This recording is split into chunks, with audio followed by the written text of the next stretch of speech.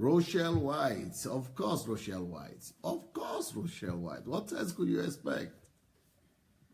It has to be Rochelle White. It's got to be Rochelle White. She is always number one. She is always the first one. Thank you for making it. Of course, Rochelle White. What else could you? She is always the first one. Okay, apart from Rochelle White, we have Omonike here. Anne-Marie, Oluwato Bidemi, Linus. Welcome, everyone. As you are coming in, please go ahead and share the message, share the link. Daniel Asenga, Adiola Disu, let's go ahead and share the link with our friends and go share publicly. Esther Shodia, bless you. Omonike, welcome. Go ahead and share the link, share the message. Demidenka Yuri, Privet Dobrevesher, Mola Desert Oyurabutu, Krasav Shikmash. Oriyomi, welcome. Abimbola, welcome. I don't know who is going to be preaching to you guys today. Is it me or the dogs? Topsy Gift, welcome. Shao Smith. Mofelola, welcome. Ifeoma. Anastasia is here. Adesua. Melane. Alagbe Isaac. Fumi Adewusi is here. Dupa Love. Jake, okay. Well, if you have, oh, look who came. Magnus, it's been a long time since I've not seen you here. Ravel. Well, as you are coming in, please go look for the share button. It should be under your video somewhere there. And go share it. Once you've shared it, then we'll be ready to go. We'll be ready to go. Lola Shurumke.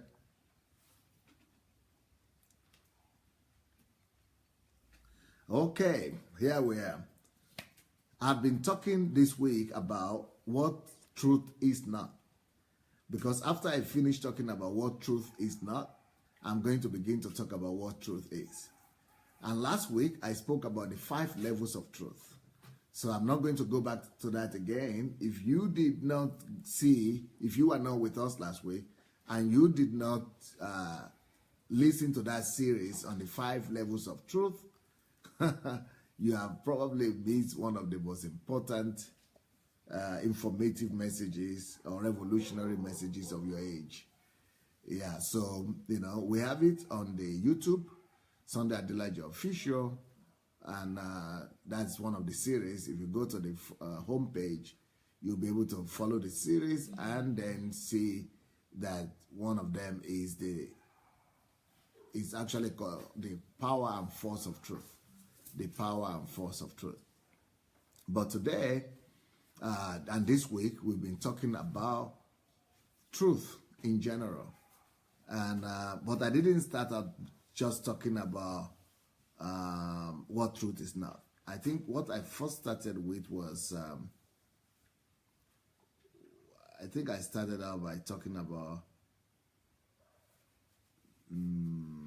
what is truth, the power and force of truth, I think, yeah, the power and force of truth, right? And then after that, I moved on to talk about what truth is not, what truth is not. So today, what truth is not,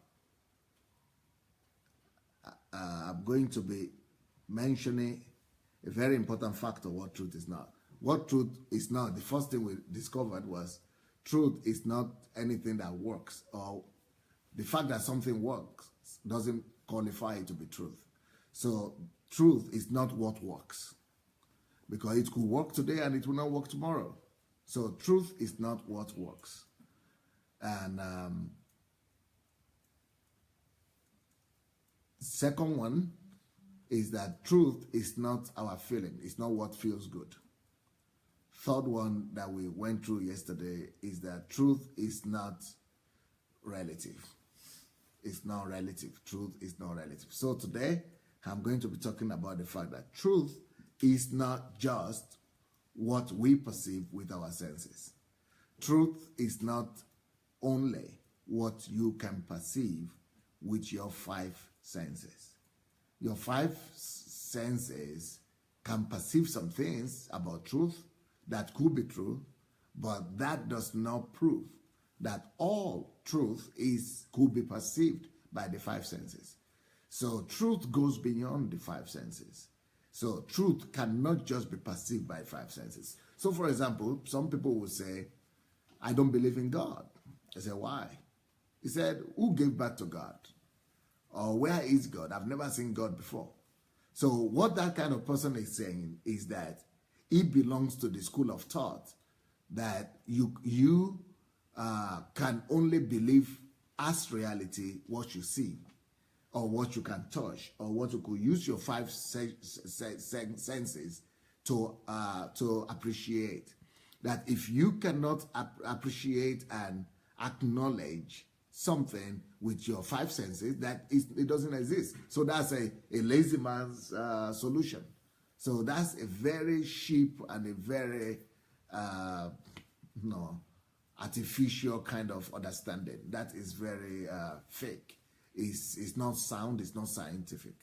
So because there are a lot of things out there that you cannot see. There are a lot of things there that you cannot use your five senses to perceive. In fact, your five senses are just too limited for the lot of God's creation. You know, we are not just on the earth. You need your five senses for a lot of things on earth, but even on the earth, there are a lot of things that are existing that we are actually using and we are interacting with, yet we cannot see or feel. So a lot of realities, a lot of things that are out there that we cannot use our five senses to anticipate or to appreciate. So, and there is a school of thought that believe in this. It's a philosophical school of thought. It's called empiricism or empirism. Empiricism, it says that, you know, what is real is what I can feel or what I can touch. I mean, what I can touch, what I can taste, what I can smell, what I can hear, or what I can see. So those five organs, those five sensual organs are what I can see, what I can hear, what I can smell, what I can taste, or what I can hear, or what I can touch. So those are the five empirical evidences, they call them. Yes, empirical evidences. So those are the things I could use empirical evidences to prove. But that is easy. That is the easy part of life. But there are a lot of other things that benefit us that we cannot use empirical evidence as proof. So like oxygen, empirical evidence is not enough. Your five senses are not enough for that. So it's a school of thought that says, since I cannot see God, it means there is no God. Or since I cannot see truth, it means truth is like relative. It means everybody has their truth. That's what I say. Truth is subjective. So it is subjectivity. So if you cannot say it, it means there is no truth. But you cannot use that because it's just like saying, okay, since I cannot see oxygen, then oxygen doesn't exist. Then you die. Then you die. So you cannot use your five senses to judge what is true and what is not true. Because sometimes you'll be able to use them to judge what is true, but sometimes you'll not be able, they are not enough for you to discover what is true. So if empirical evidences were enough, then, you know, how do you discover things like justice? How do you see that? How do you touch that? You cannot touch it. But justice is needed for life, in life. How do you even love? Some people say they feel love, but you are talking about eros love or all that kind of, but what about just agape love, which is universal love? How do you express that? How do you touch that? How do you identify that? But you have to see some other things to believe that. So there are a lot of things. Even beauty, we see things that are beauty, but there are a lot of beauty, aspects of beauty that you cannot easily point out or feel or touch. So our senses are not enough to discover the truth.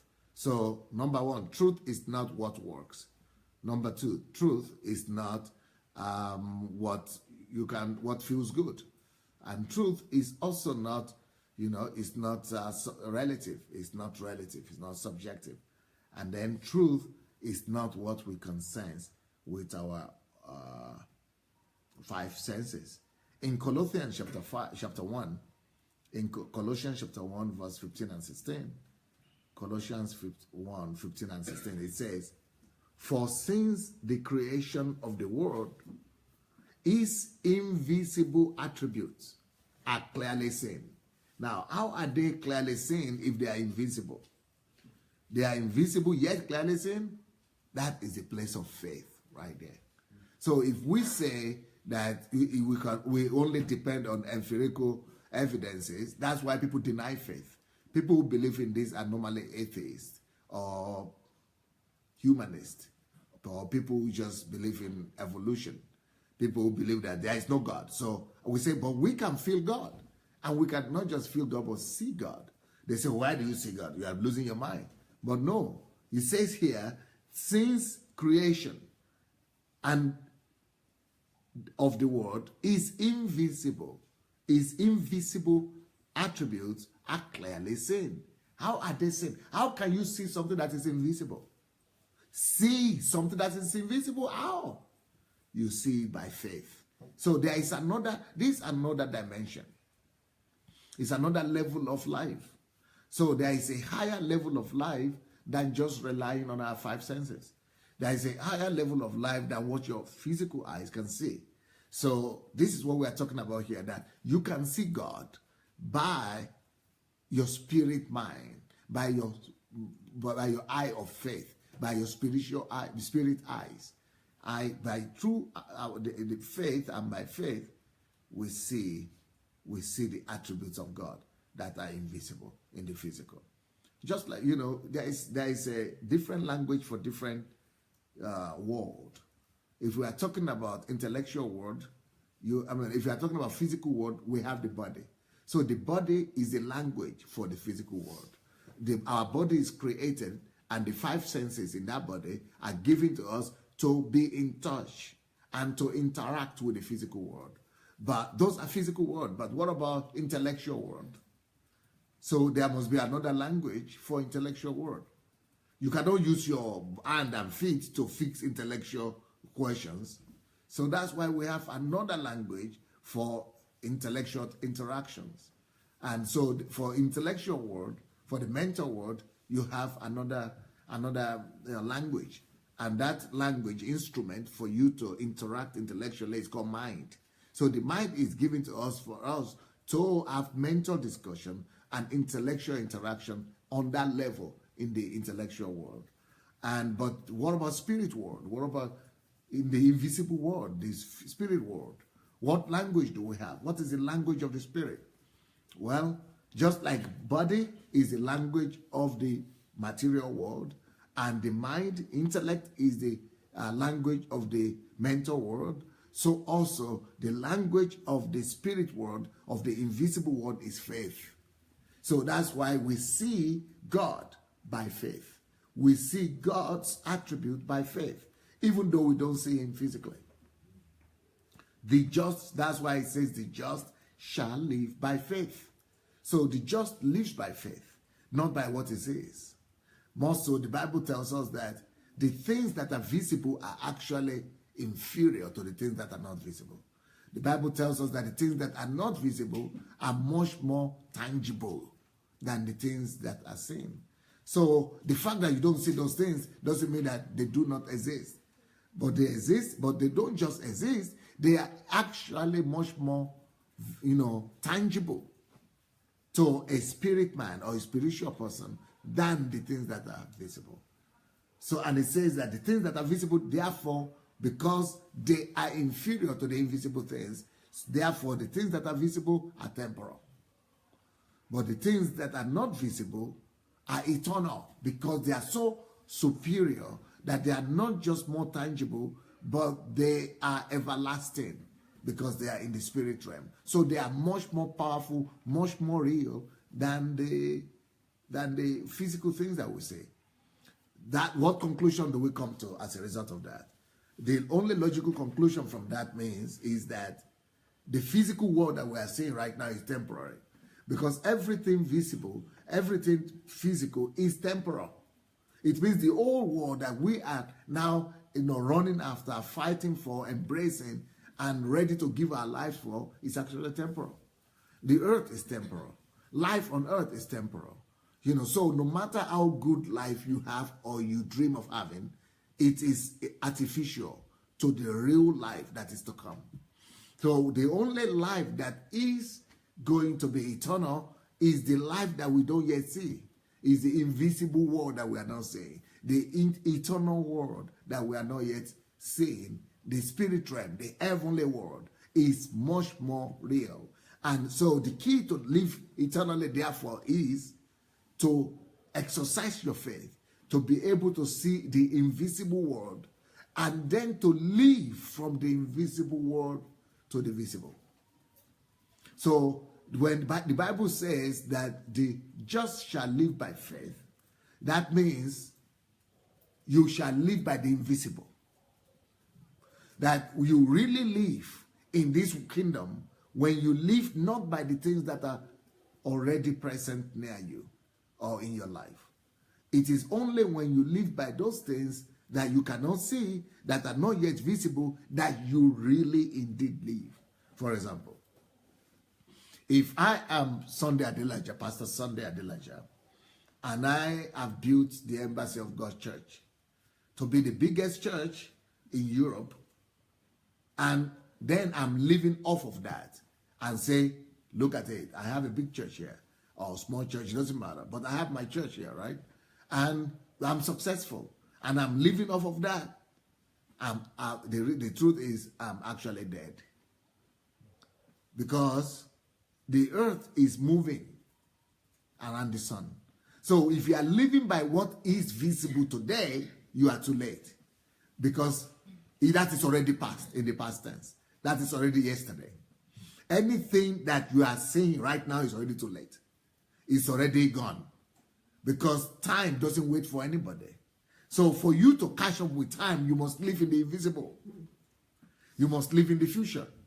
So for me right now, for example, why is it that whenever you have attained some height, you want to come? I want to use you as an illustration. Tatiana is here. Tatiana, let's say you are the one, okay, let's say you bought this cloth, right?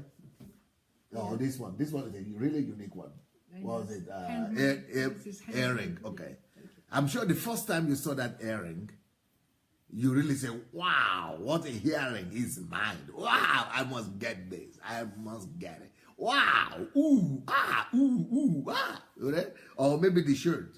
You are all excited. Then you wore it the first time, got all the compliments. Wore it the second time, got all the compliments. Then you are looking for another one. It's done. This is how it was actually. Huh?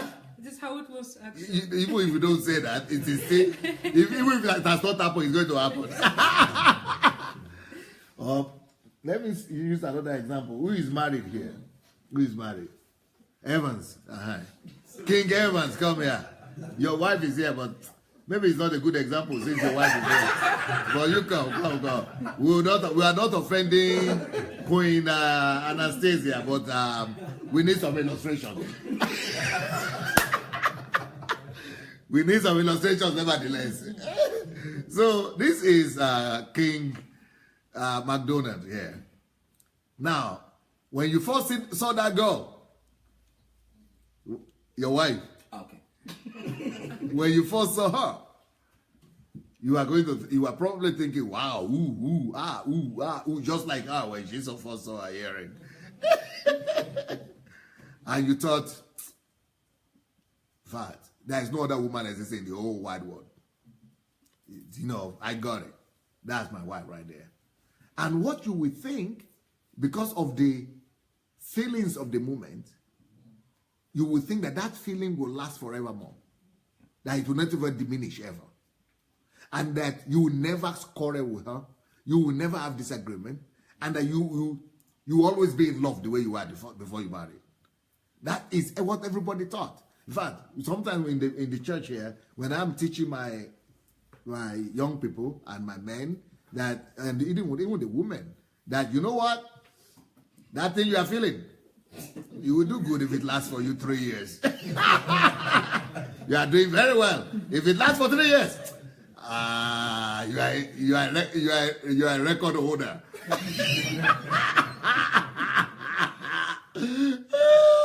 For some people, it's gone after 3 months. You know what comes in after that? It's called reality.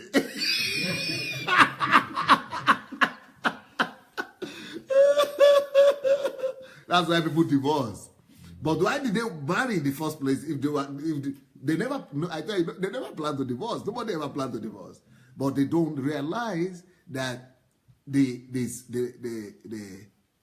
what do you call it? Trust, the passion and the love, that passion, that energy that you had initially when you are in love, you know, it's just temporary. But that must be replaced by principles and decisions, determination and principles. So when the emotion will go. But so what we are saying is that the excitement that we feel because of what we have today, if you are just going to live off of that, you are not going to survive. If Mr. McDonald were to depend only on those feelings or that passion that was there in the beginning, and only was looking forward to that as the sustaining, as love, as real love, what happens then when the passion goes? What happens then when the emotions disappear? What happens then when that, that energy, that, you know, that passion, that energy of seeing her every minute, thinking only about her, talking to her every second, you not even be able to eat, you know, all that. Where does that go to? It has to go. Because if it doesn't go, then you will not live by faith. That you must see something invisible, something more tangible than that beautiful girl you are seeing in the body. The body doesn't keep you with a woman. You must see something more precious than that.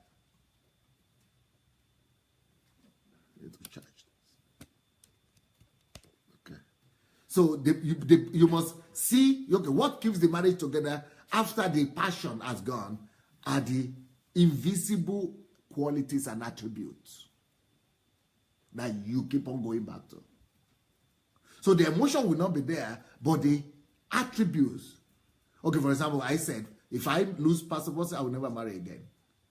If I, you know, why? Because I can't just imagine trying to get all those qualities and attributes from, you know, it's just going to be a mess for me. And I mean, I don't have enough years anymore to gather all those things that she has been able to, you know, come up with and all the things I see in her. I mean, years are not enough. So those qualities now are what you live for. But when you are younger, you are thinking you are living for the emotion. But now, when you are older, you'll be married, you see the emotions disappear. There's some other content that are not visible. Even she gets older, so the body doesn't remain the same as well. The beauty doesn't remain the same. So all the physical things you thought you married for, you know what happened to them? Gone with the wind.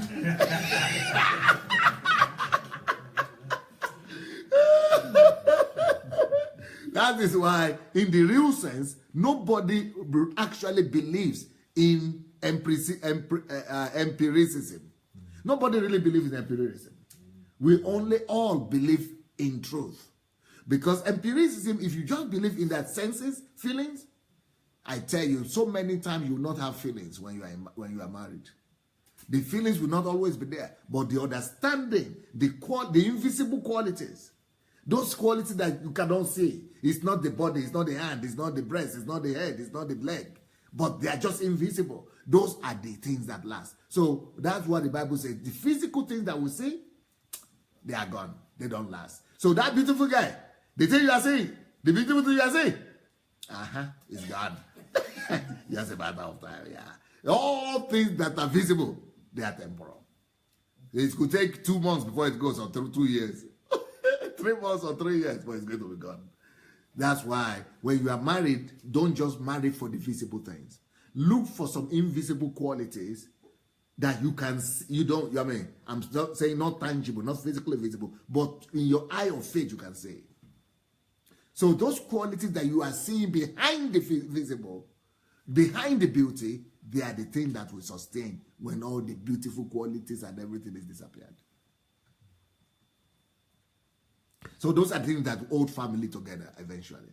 And so they're saying you are living by faith anyway. The same thing with life. Thank you, Mr. McDonald. You helped me. You helped me. No.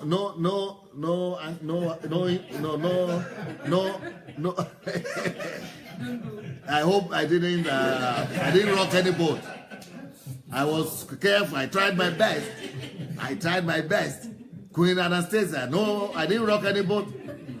I thought I tried my best.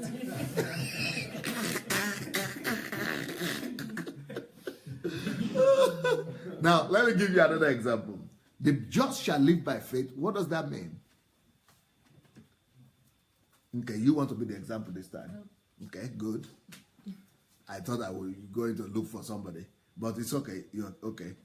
Let's say you are having a good business right now, Tatiana, that is doing well, bringing you in maybe $100,000 a month or a year or $1 million a year.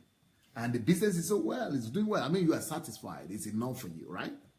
So you are doing well.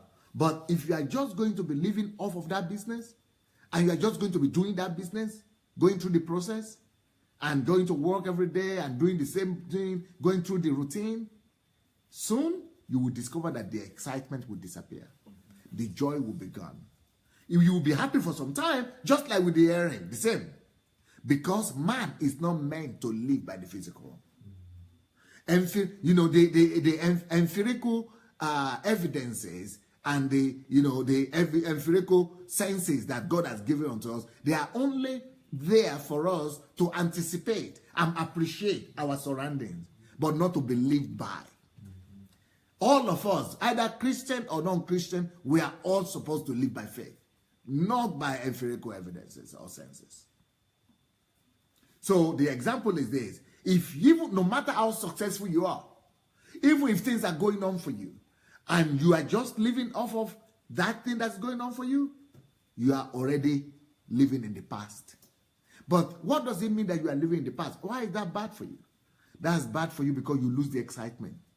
Because if you're only doing and going through the routine of what you have already accomplished 5 years ago or 10 years ago, you have already done it, it means that you are not looking forward to something.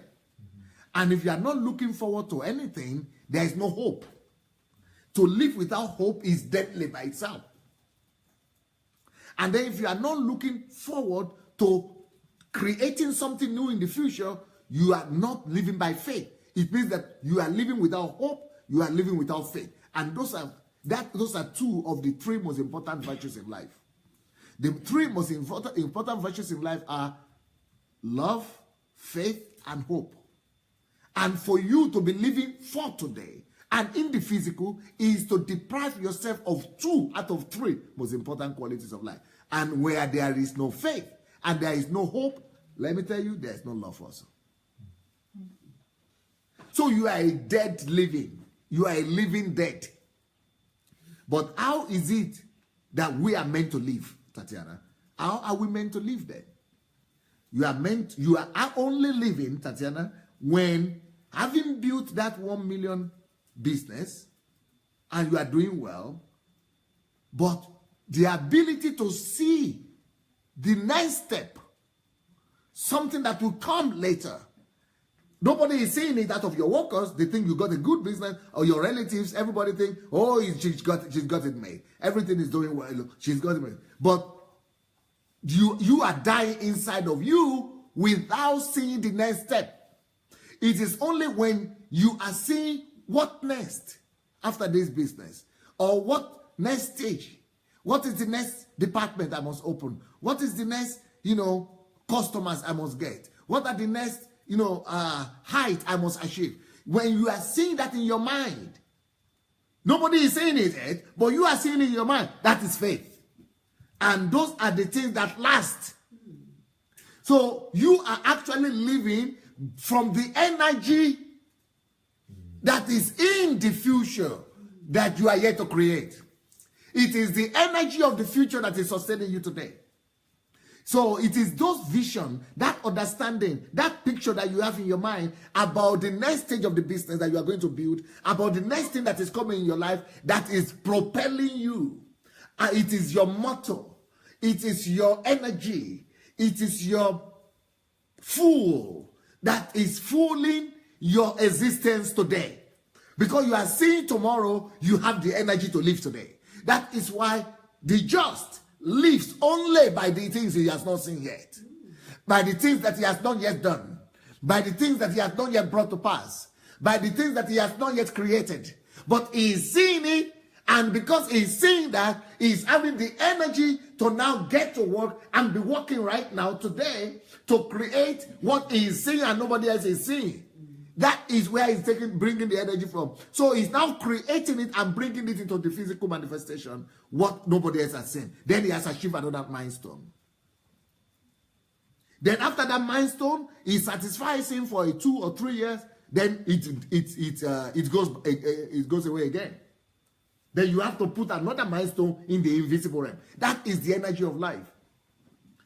Can anybody remember this? That once you saw a cloth, or a house, or a car, and it was your dream car. Have you ever heard those terms? Dream car? That's before you buy. That's before you buy. That's why they have them come in series.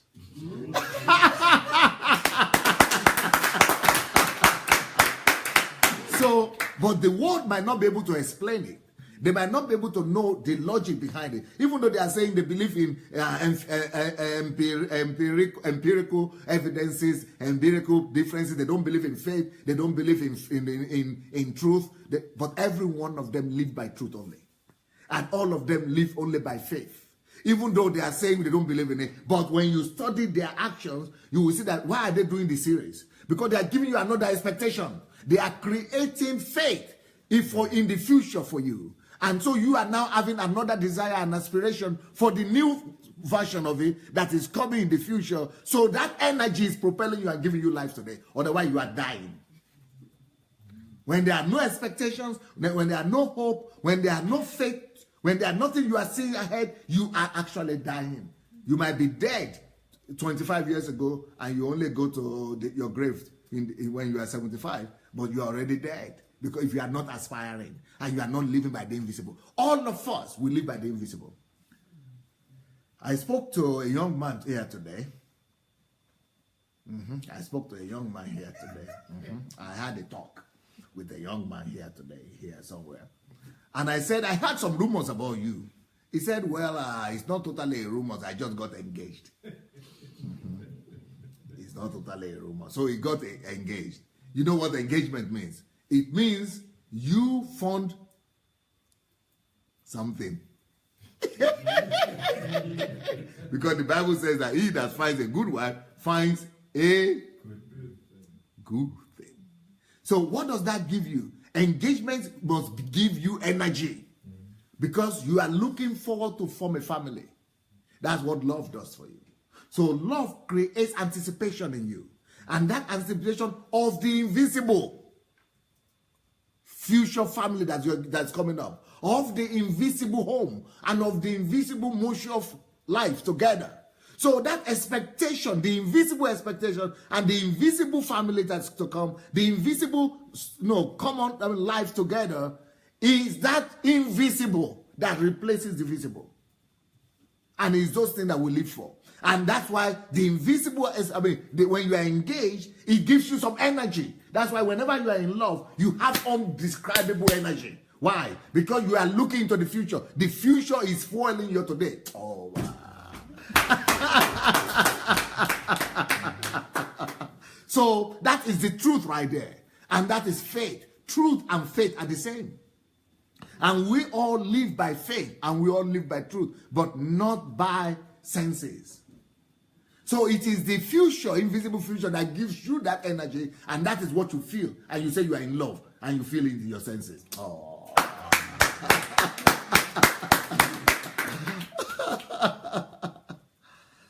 So the just shall live by faith means anybody that doesn't want to die. Because, for example, I spoke to Pastor Derek today and he said, Pastor, but you are always having energy.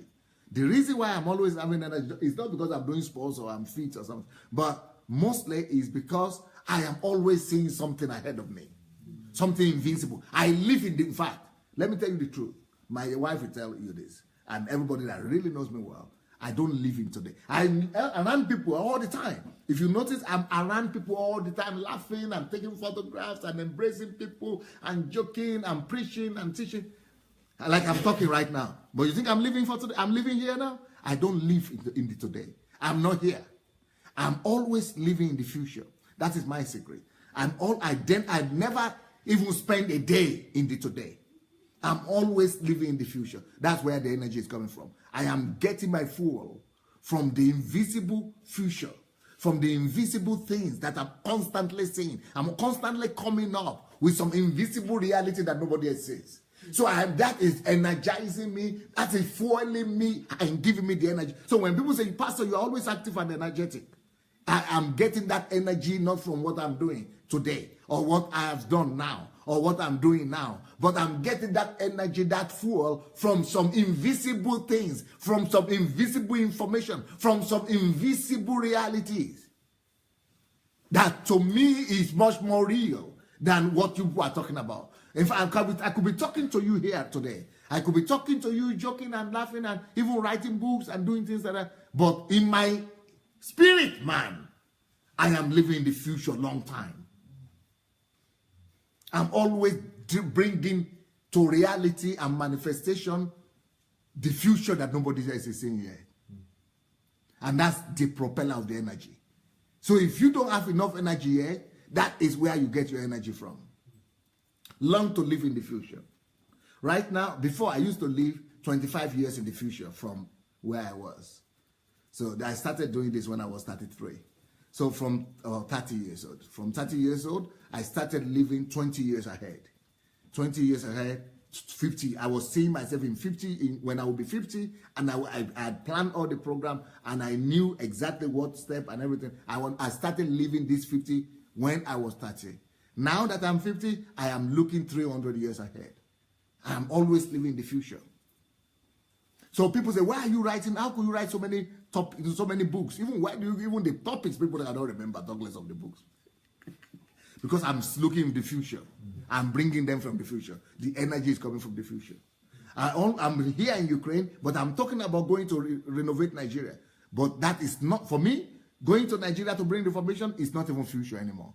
Because that is just the future in the next 10 years or 20 years. That's not even the future for me anymore.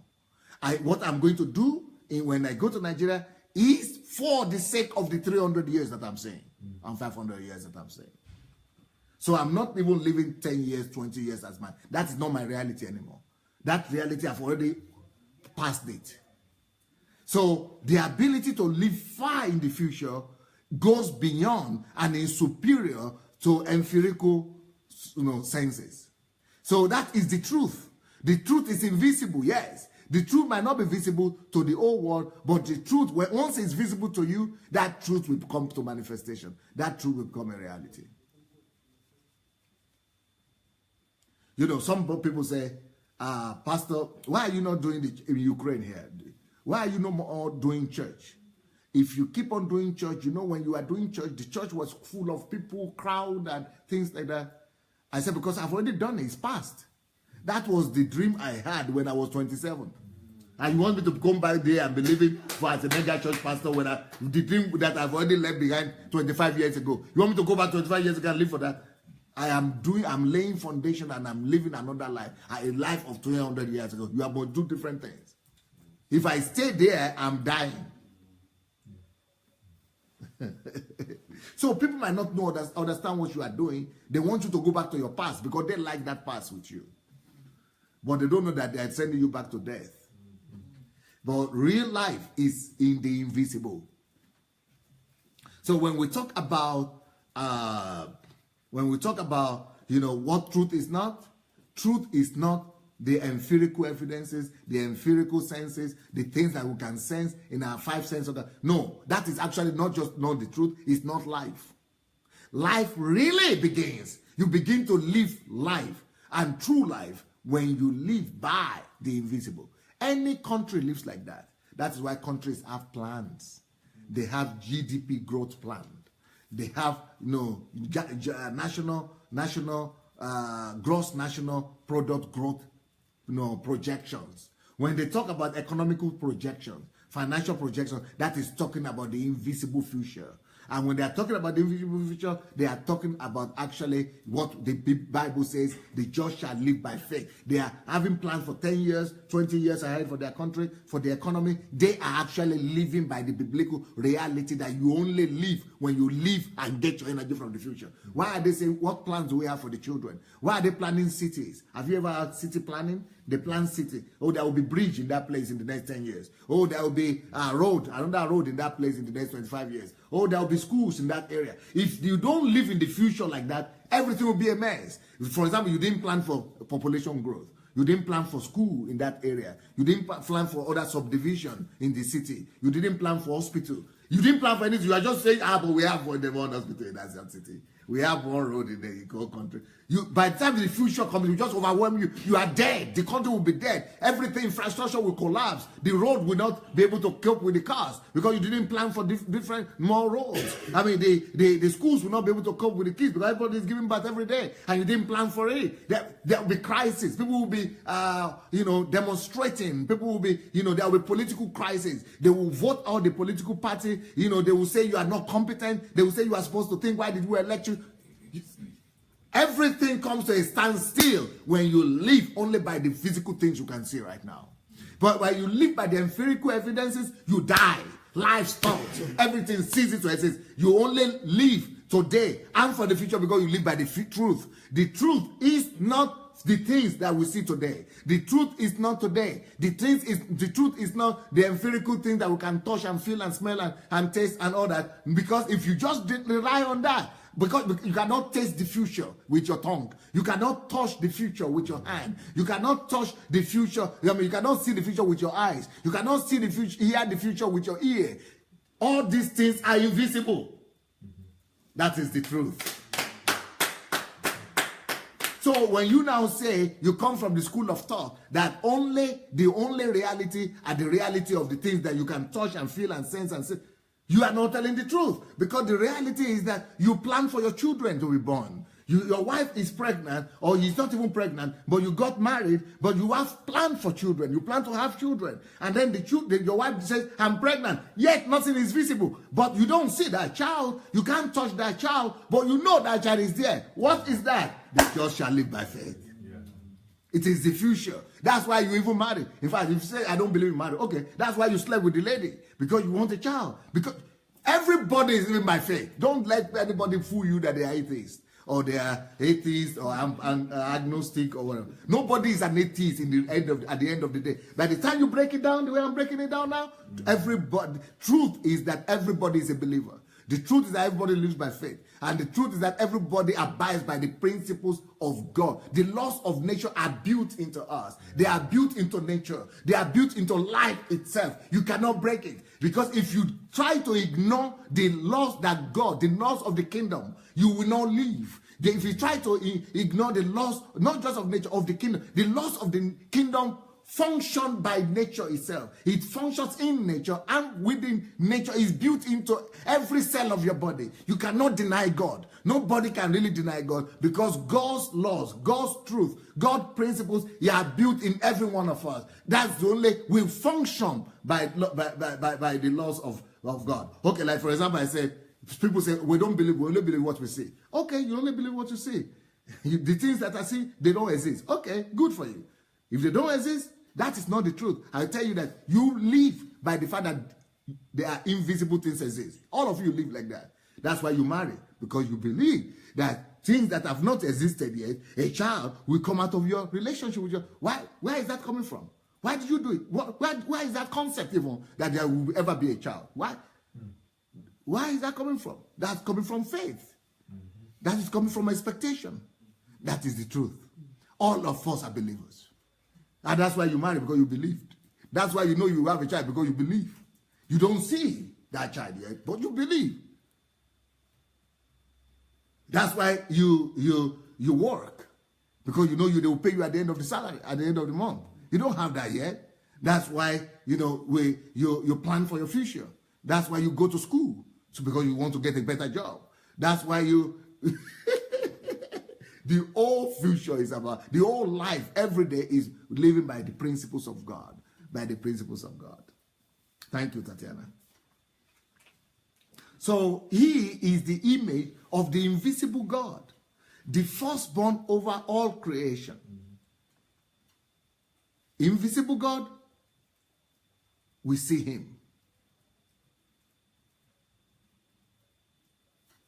We saw him in Christ, but Christ is no more here. So where is invisible God? We see him by faith. For by him all things were created that are in heaven and that are on earth, visible and invisible. So what do we do with the invisible? You believe. You live by faith. That's the truth. So truth is not just based on things that are visible. Whether thrones or dominions, where are dominions and thrones? They are there, but nobody says them. You say they don't exist? Well, and principalities and powers, you say they don't exist? Well, you don't see them, but they're there. All things were created through him and for him. So we believe, we know they are there by faith. We know God is there by faith. We know that the thrones are there by faith. We know heaven is there by faith. Because just like you know that your child is there in that child, in that wife, body, one way or the other.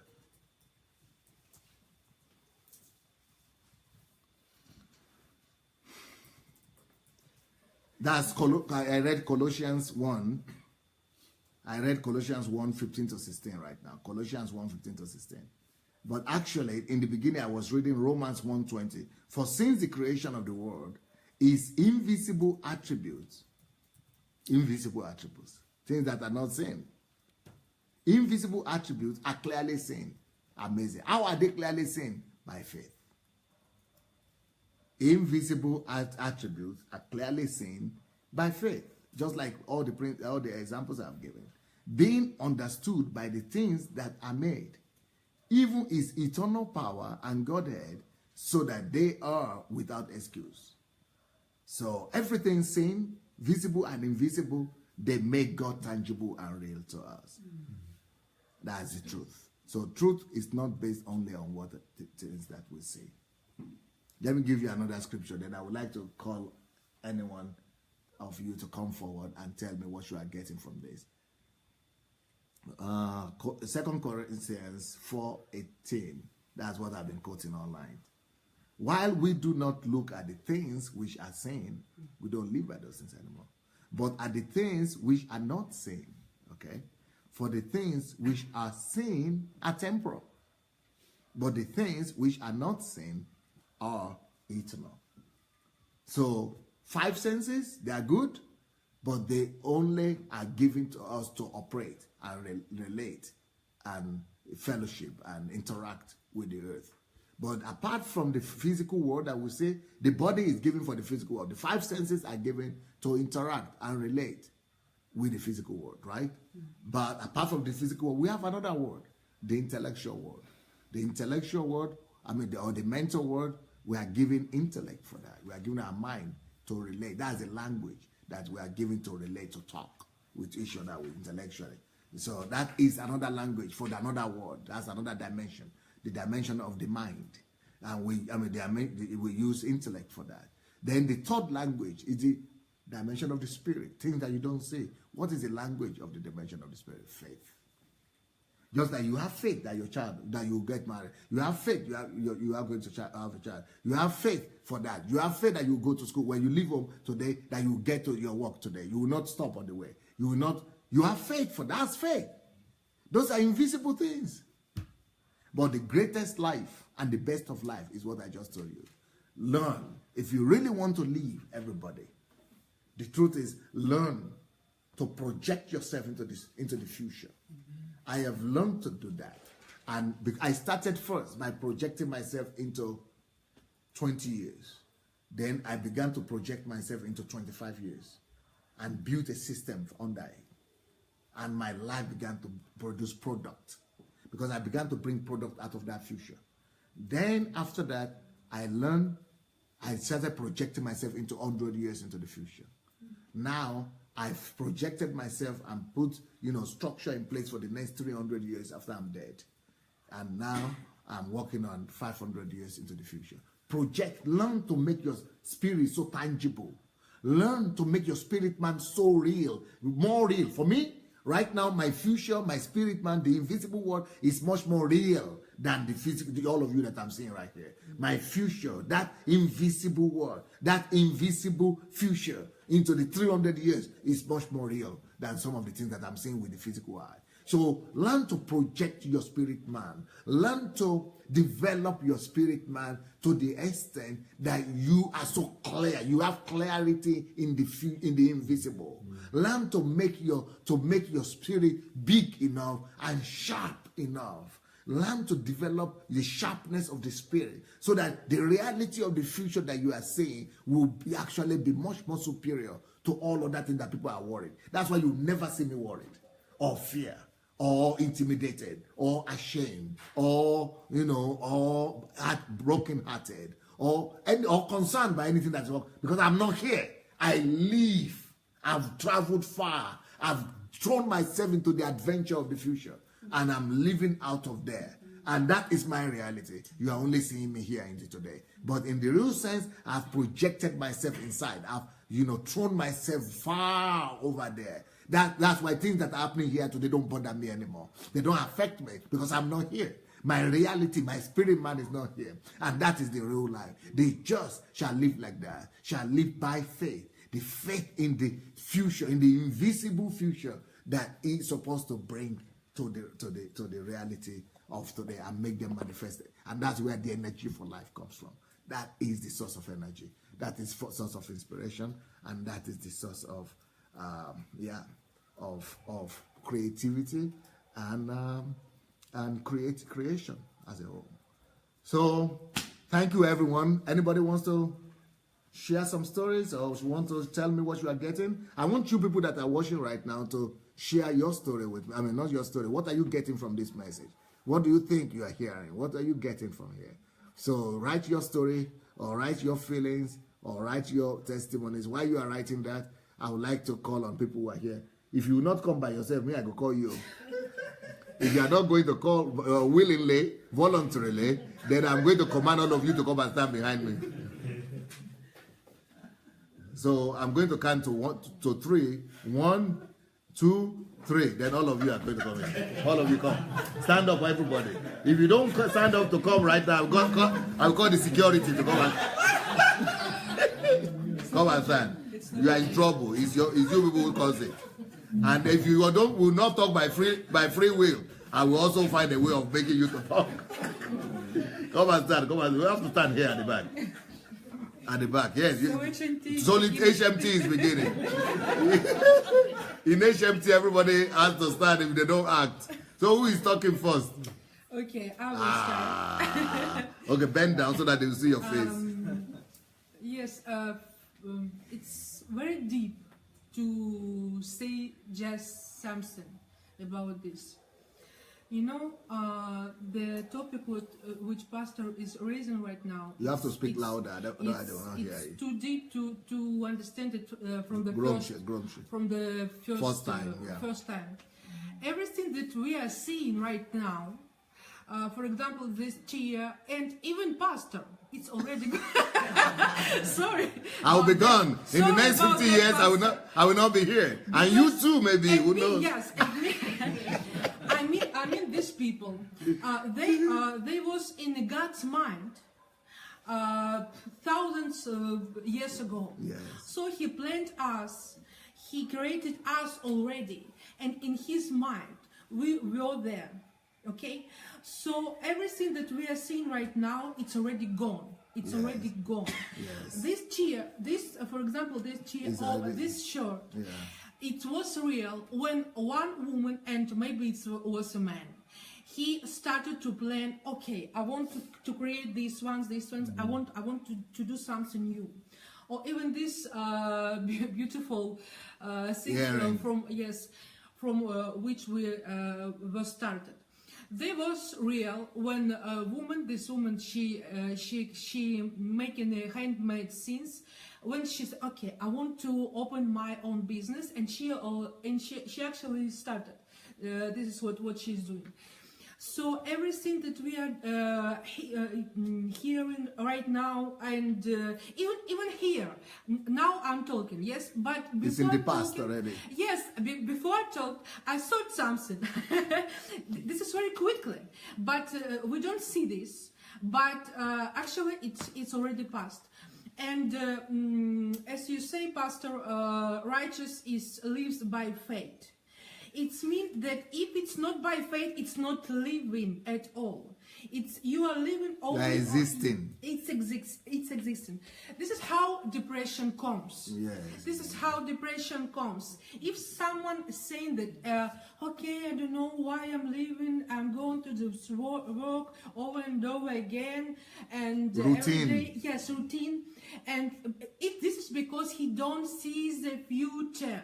If you don't see the future, you're already gone. You're already dead. You're already, finished.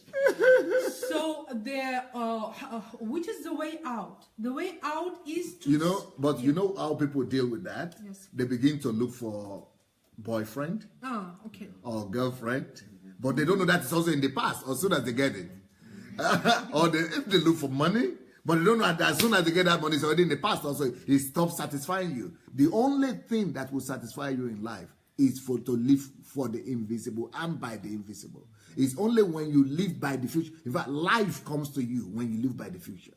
But once you are living, okay, women fall into this trap a lot. They say, I have children. Now I'm okay. I have 2 kids. I've done what I needed to do in life. I have 3 kids. I have a husband. Then they are the most unhappy people in creation. They are frustrated. They are depressed. That's why when they go to pension, they go on pension, then they are dying. You begin to die. You only live, either you are young or not. Why are the kids who are in primary school and secondary school, why are they more happy than us? Because they have a future. They know they have to go to the primary 2, primary 3, then after that, after secondary school, then they have to go to university. The future is what is giving them life. They are more alive because there is a future before them, and they are bringing for that future through you. They go to college, then they go to university, then they get a job, then they have that future is what is making them to have more life. But once you don't have that anymore, the future has stopped, then you begin to die. That's why 40% of the world is in depression. And this is what we call to live inside out. Inside out. Yeah. We don't. This is not a living to live from out to inside. The way to live is only this way. So you must to see. Okay, I want to achieve this one or this one. And this is why since we are achieving, they are disappointing us. So when we get in birth or we are getting you have children, then they disappoint you. Yeah. Yes, and we get married, and next day I said, okay, what have I done? But I will see place over and over again. I had my bed all the time, you know. I could sleep like a human being, and you know, and I need.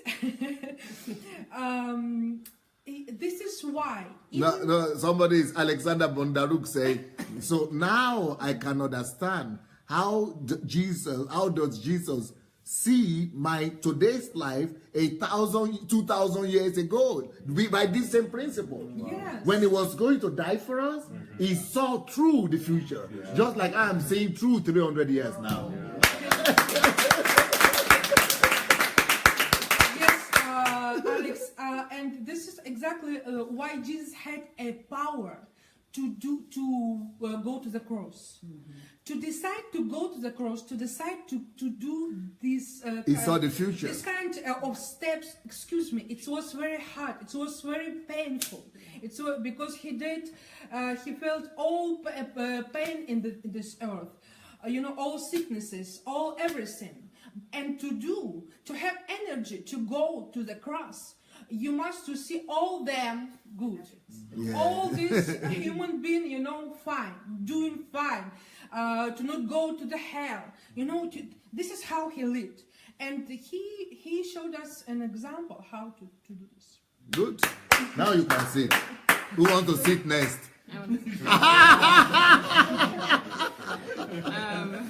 I agree with Tatiana, really, that this is so deep. You really have to digest it first to really understand, because I think most of us, we live in the present, and this maybe that's why you are attached to things. Yeah, that is the truth. Because some people ask me, Julie, why is it that you are going to leave your church and go to Africa? I mean, you work for this thing all your life, but it's not my future. It's not my life anymore. It's my past. So if you are attached to things or to people, it means you are not attached to the invisible world. Yeah. Some people are attached to church. Some people are attached to members. If you see the way pastors cry when their members leave, it's tragic. It's tragic. Some people are attached to their wives or husband. Why? Because they don't have a future to be attached to.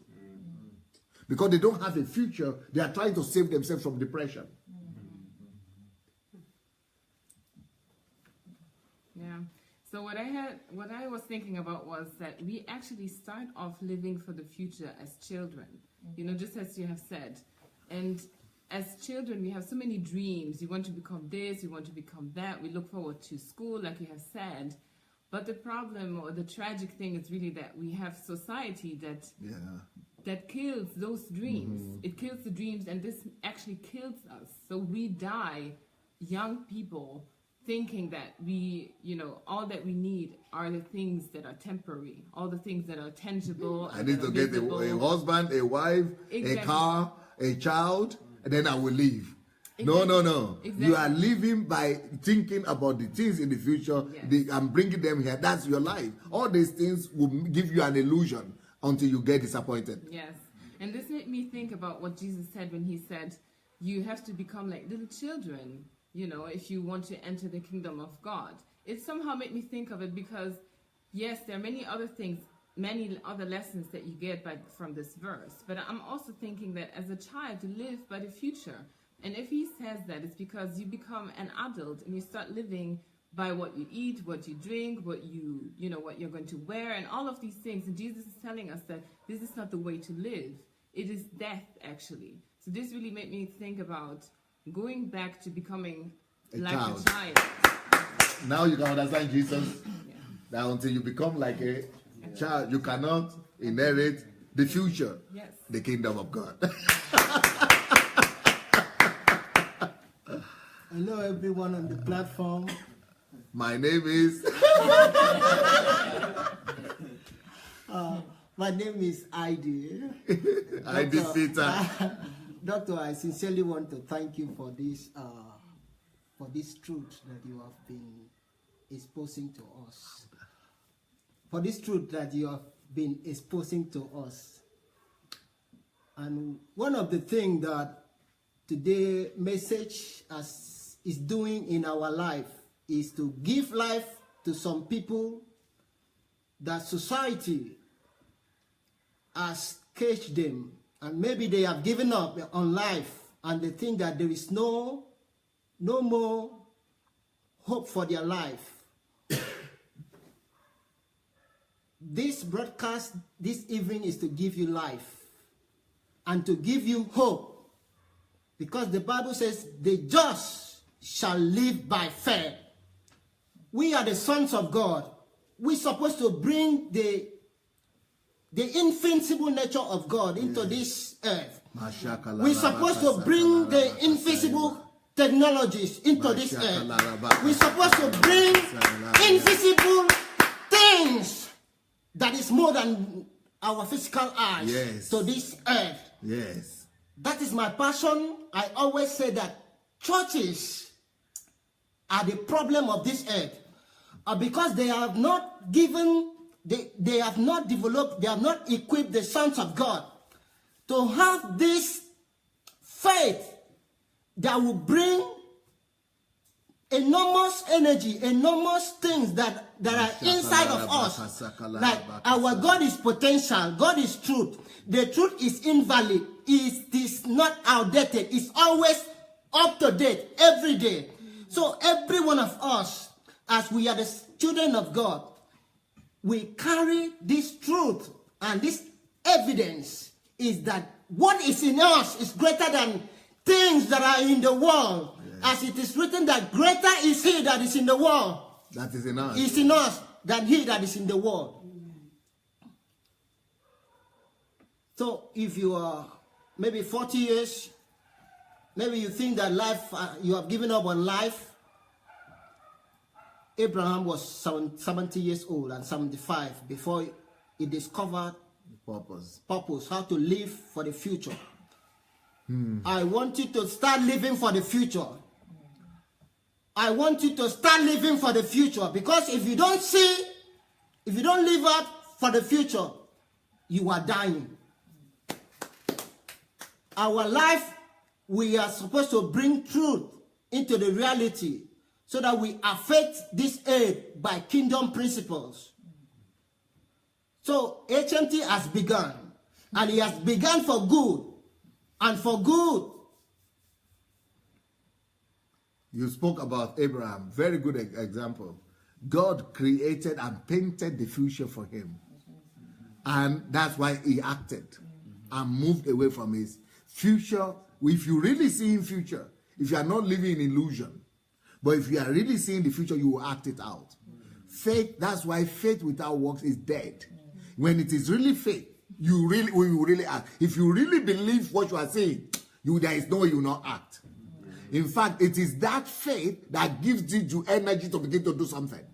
But if you say you are just dreaming, like motivational speakers talk, they talk about future, have a vision.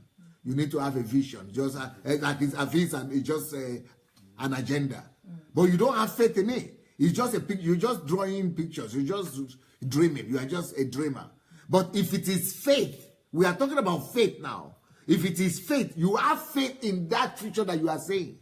It is the faith that you have that propels you, gives you so much energy that nobody will believe you. You will have obstacles. In fact, it is that faith that will make you to go against the whole world. It is that faith that will make you to go against obstacles. It is that faith that will say everybody will be stopping you, you will be fighting them. It is that faith that doesn't make you, not to care for whoever is against you. It is that faith that makes you to go and fight a one-man war because you believe in the future that you are saying. If it is faith in the future, you will act. When I was 8 years old, there is this picture that I saw. I was so young, I cannot explain to anybody. When I traveled to Belarus, the first place that I went to go and do shopping, I remember the picture I had when I was 8 years old. Those pictures was trapped by religion. Those pictures was trapped by society. Those pictures was trapped and marked by friends. Those pictures was caged by my environment. But God preserved me and took me to Belarus so that I can reconnect with my dream. I am charging every one of you. Live your life the life of the child that you used to see when you were young. You never too young. You can go back again in your spirit, man. That is why your spirit is never old. Amen. That is why God is never old. Amen. You have never old. Your spirit has never old. Go back to that little kid that you have this big dreams that you used to talk about. You talk about how you want to change the world. You talk about how you want to contribute to the society. You talk about how you want to help people. You talk about how you want to live this good life of God. You talk about so much how you want to lead people. This is the good life. Live your future and bring it to pass. So, Doctor, thank you for this message. Beautiful exhortation. Beautiful work.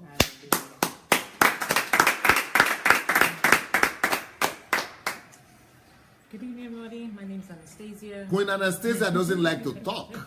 Immediately a message is preached. But today, because you people refuse to stand, I don't like to she's now forced to come on and talk.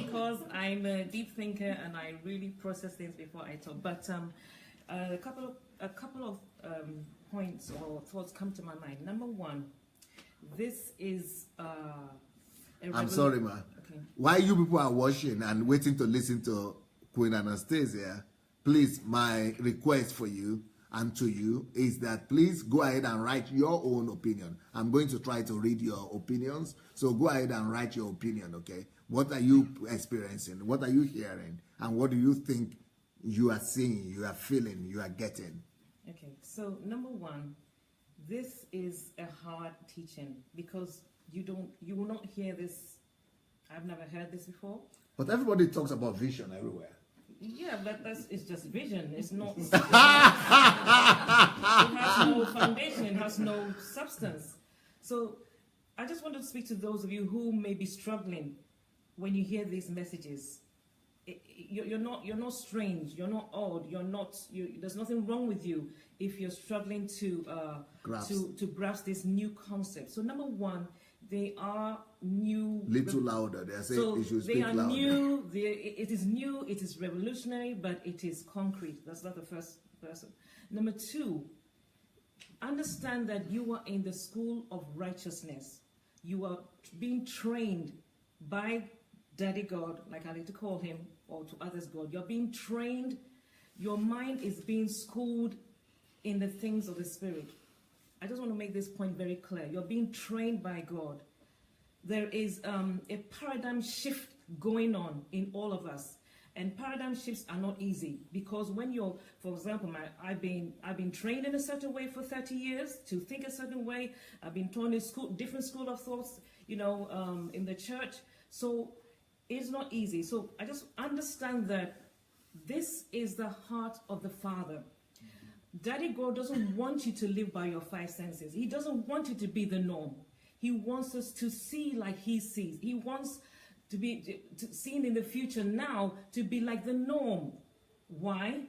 So that the world can see who Daddy God is. That's right. So that because Daddy God himself yes, is invisible. He's invisible.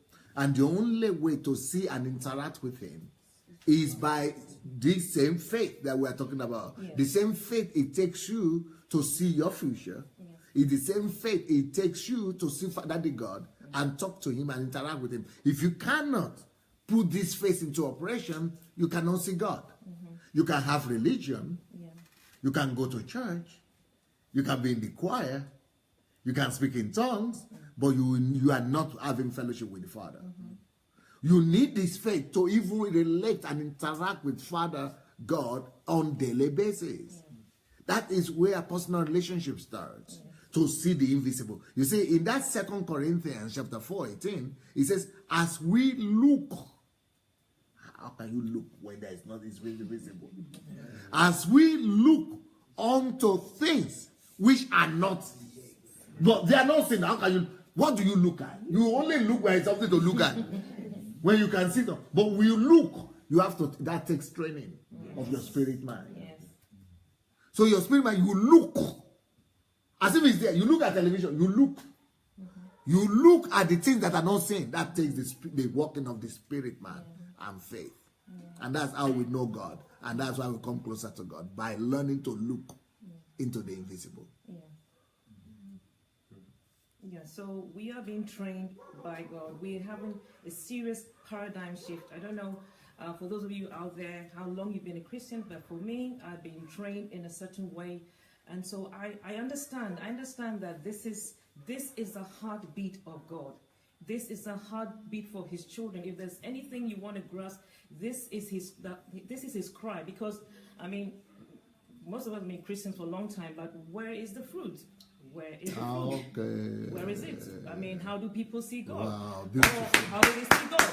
All they see is religion. I have because they are only operating by the visible reality. Yes. Church, choir, pastor, preaching, messages. So they are not living by the invisible. They're not. They're not. And if you don't live by the invisible, there's nothing to bring to reality. There's nothing. You're only going through the motions. There's nothing. And so this really, really means a lot to Daddy God. And I just want to encourage all of us to, to really listen to these messages time and time again. So it becomes us. I mean, I need to sit down and honestly to meditate on it, because you definitely don't get it the first time. So that's mine to do with walking by faith. Thank you, Queen Anastasia McDonald. Hello, everyone. This is Irene.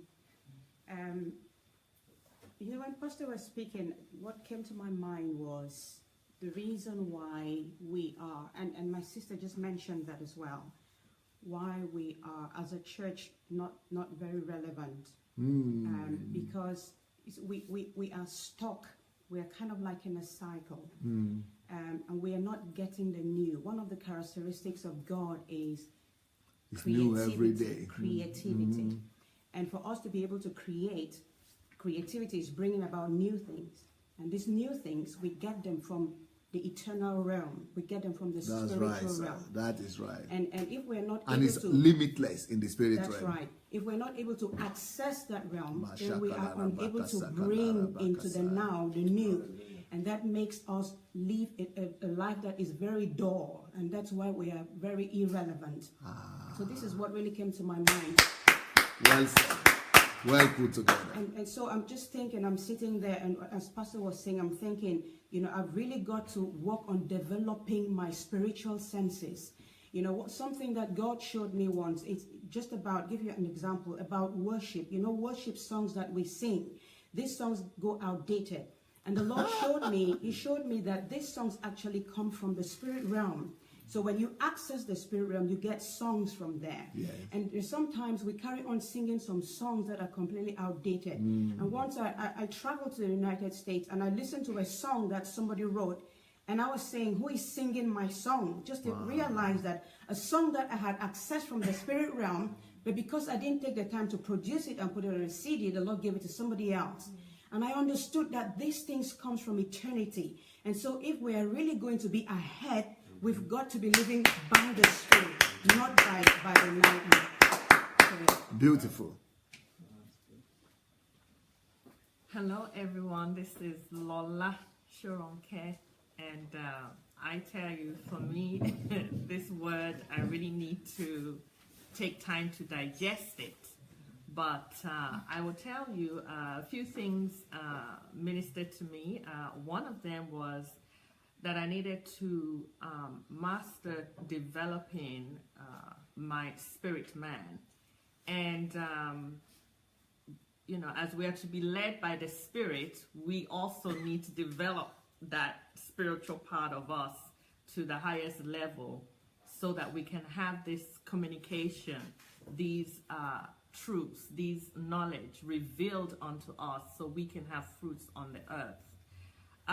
Another curious thing to me that was pretty interesting was when Pastor Sunday mentioned that the earth goes round the sun. So we have daytime and then we have nighttime. It's like the day's gone. So that's why things get old pretty quickly. It just dawned on me that, whoa. As soon as the day's gone, it's old. Whatever it's happened gone. there is gone. Old. Never lived in that concept before. And now I choose to live that way. Then the other thing I want to share with you is that when I talk to my husband, every day I talk to my husband, I say, Pastor Sunday is not here. Yeah, I'm not. Pastor Sunday is not here. Yeah. But the question is, but where is he?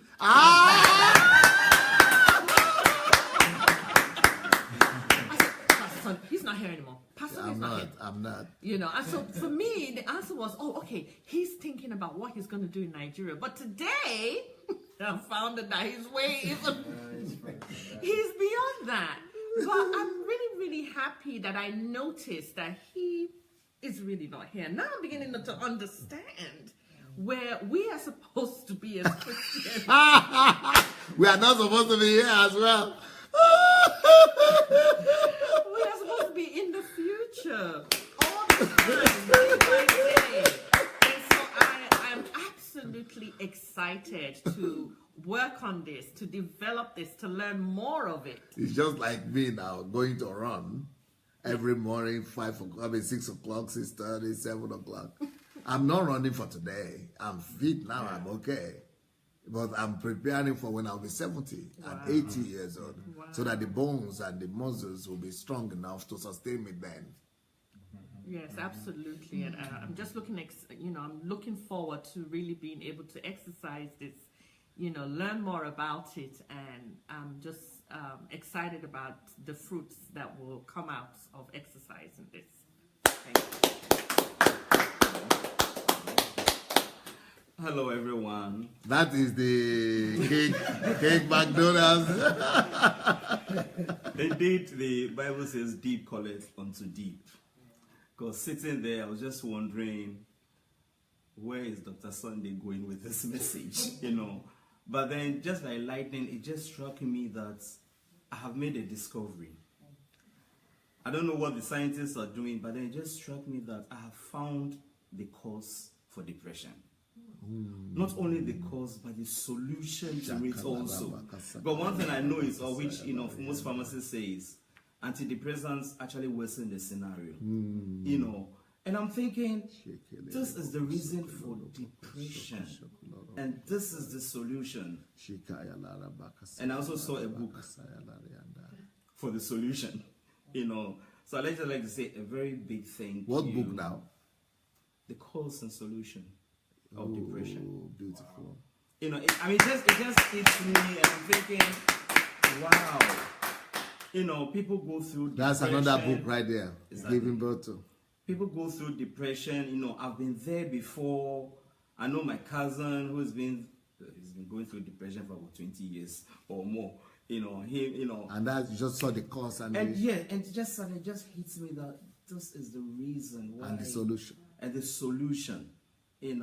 So whoever you are, wherever you are, as our brother said, we have to live for the future. Because I realize of a truth, the moment you stop living for the future and you live for today, that's when depression comes in.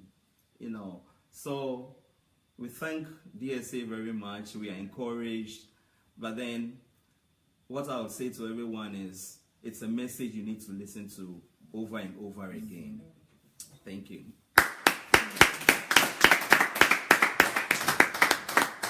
I have to come real low for this one. I said I spoke. You remember I said I spoke to a young man. So that got engaged. Yes, I did. So my name is Philip Isaacs. Pastor Sunday, I think one of the great things that I learned today, or really reinforced, was, I have to, if I want something in the future, then I have to see it and I have to work towards it. If I allowed myself to only believe that truth is what I can see, feel, hear, touch now today, then I would never have the things that I have now. Even if it's just, like, for example, in the engagement ring, I didn't have the money, I didn't have anything, but I saw it. I saw what it looked like, and that gave me energy to go and put in extra work at a job. It gave me energy to do all kinds of things. Even today, I got off the plane, I'm jet lagged, but I saw my meeting with you today, and that gave me energy. It gave me, I got this joy. And so I can sit here and be here and not be tired, but absorb what I'm hearing. And another big thing is, you said when kids, when they're children, they have all this future in front of them. That's where they get their energy from. When I was a kid, I had so much energy, and then I grew up as a child, and I got made fun of quite a lot. And so my experiences, I was living from those experiences of being made fun of. I was living from those experiences and that low self-confidence. And I would remain in that and not look to my future. But then when I saw what was ahead, those experiences and those attacks were actually to block you away from your future. Yes. And then to block you away from that energy. Yes. And from that reality of your tomorrow. Exactly. And then to fix you for today. Yes. And if you are fixated for today, you are fixated in the future. That's why depression and all those things. That's exactly. And one of the things I hear when people are depressed is that they don't want to get out of bed. Yeah. They have nothing to live for. It's that they have no motivation. But I used to, live for the past. I wanted to resurrect good feelings again, of the past, and missing out on my future, missing out on what I could have by focusing on what's the next 5 years, what's the next 10 years. So it really reinforced that belief system. Thank you. That is an apostle of the future right there. Well, this is the present day apostle. Pastor Derek is in the house. Good to see everybody. Well, you can see me. I can't really see you. But Pastor Sunday, another incredible message. Wow. It needs to be listened to again and again. You know what I really took from this is I began to understand what endurance is. That you can only endure if you have something set in front of you to see. And it says that for the joy set before him, Jesus endured the cross. And I began to understand even your endurance. I used to fly here back and forth and say, how is he still laughing? His mood has not changed despite all circumstances changing, and he's living in another place. And I began to understand endurance requires you to see something. And I was reminded, Pastor, of a story of a people in a prison camp. And they did a study on those that died, those that didn't get out, and those that did get out. And the study was shocking because it showed that those few, very few, who actually lived to get out of that prison camp were the ones who had all one thing in common. It was that they saw their future having Christmas with family. They saw their future life, even though everything was speaking against it regarding their senses, their poverty, their pain, their slavery, their imprisonment. Everything was speaking the opposite, but they saw something. And it also brought to my mind this message, Pastor. I began to understand the great cloud of witnesses. Yes. These people are people who saw something. They even left and are in heaven having not obtained the full promise, but they are witnesses because they saw. Had seen it. That's it. They saw something. These are the great cloud. I thought they were just people cheering us on to keep going. But they're actually seers. They're people who saw the future. Thank you, Pastor. Brilliant. Brilliant. Thank you, sir. Hello, family. My name is Efrain. Efrain Soto. Yes, Efrain Soto. Well, what I got from this very powerful teaching today from Pastor Sunday is when he was talking about that he's not here, he's in 25 years ahead. Well, putting that principle, I'm gone now. Okay. But what I would like to say is, for instance, in certain societies, people say, I did my best. And even teachers, pastors, God's servants, they teach that. You did your best, don't worry, you are fine. But if we go to Genesis chapter 1, God says, be fruitful, subdue the earth, and be fruitful and multiply, which is a very strong and powerful message that we cannot stay where we are. We have to look for the future based on what God gave us. In addition, when he developed or he revealed this vision to Abraham, it was something before Abraham, beyond Abraham's life. It was for the eternity. It was not for the earth age or for the society's age. It is beyond that. And he was faithful with that, and he got it. So we have been equipped by God to fulfill his will in that sense as well. And in this case, what we have to do is not just having our vision, personal vision, beyond these 20 or 25 years is really beyond our generations, because we have children, we have kids, and we have to teach them how to think in this way, not in the way that society does, because they are really losing power, losing vision, and losing their life. But it's more important losing what God is giving us. Yes. That's what I got. Brilliant. Hello, everyone. Good evening. I think that this teaching today is life's greatest secret. In so many ways, Dr. Stanley started with the senses, with the 5 senses, and how the 5 senses is not only what you know as the truth when you feel them, but went on to talk about even futuristic things, and how the things that we see and we do now no longer exist. As we're doing them, they're gone, they're dead, they're gone. And I just think that this teaching personally liberates me. It gives me so much power. It empowers me to be human, to be the best that I can be, to be God's image of God. Because even if you see somebody that you think that this is their attitude, they're this way, you can hope and you can believe, you can have faith that they can be better than what you see now, what you can see of them. So it helps relationship. And somebody else already talked about people that are in concentration camp.